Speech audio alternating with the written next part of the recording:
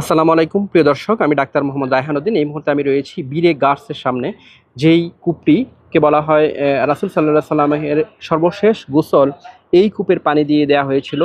আমি রয়েছি সেই বীরে গার্সের সামনে। প্রিয় দর্শক, দেখতে পাচ্ছেন বীরে গার্স কূপটি এই মুহূর্তে সৌদি সরকার সেটিকে রক্ষণাবেক্ষণ করেছে এবং ট্যুরিস্টদের জন্য সেটি উন্মুক্ত করে দেওয়া হয়েছে।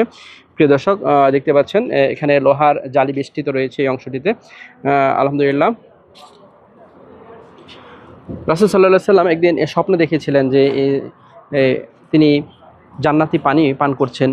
তারপর দিনই সকালবেলা তিনি এসে এই কূপের পানি কিন্তু পান করেন এবং তখন এই কূপের পানিটি লবণাক্ত পানি ছিল এবং পরবর্তীতে রাসূল সাল্লাল্লাহু আলাইহি সাল্লাম লালা মোবারক দিয়েছিলেন এবং এখানে মধু দিয়েছিলেন, মধু মিক্স করে দেওয়া হয়েছিল। পরবর্তীতে এই পানি মিষ্টি পানিতে রূপান্তরিত হয়, যা এখন পর্যন্ত সেই পানি মিষ্টি পানিতে রূপান্তরিত হয়েছে। এখান থেকে এই কূপ থেকে মোটরের মাধ্যমে, দেখতে পাচ্ছেন পাইপের মাধ্যমে, এখানে এই যে পাইপের মাধ্যমে এই পানিটি উঠে এখন হচ্ছে একটি রিজার্ভ ট্যাঙ্কি থেকে, সেখান থেকে এখন কিন্তু পানি পান করার জন্য ট্যাপ দেওয়া হয়েছে। সেখান থেকে মানুষজন কিন্তু পানি পান করছে, দেখতে পাচ্ছেন।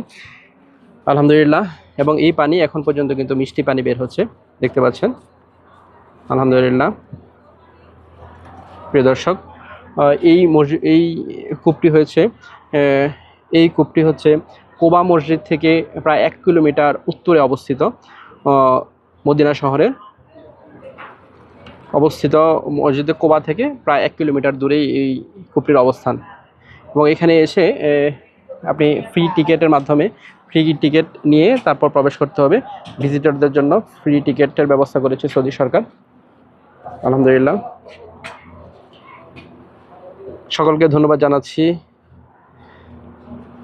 আসসালামু আলাইকুম। আল্লাহ তাআলা যাতে আমাদের এই ইসলামী নিদর্শনগুলোতে বারবার আসার তৌফিক দান করেন এবং মক্কা মদিনায় বারবার আসার তৌফিক দান করেন, সেই দোয়া কামনা করি আজকের ভিডিওটি এখানে শেষ করছি। আসসালামু আলাইকুম।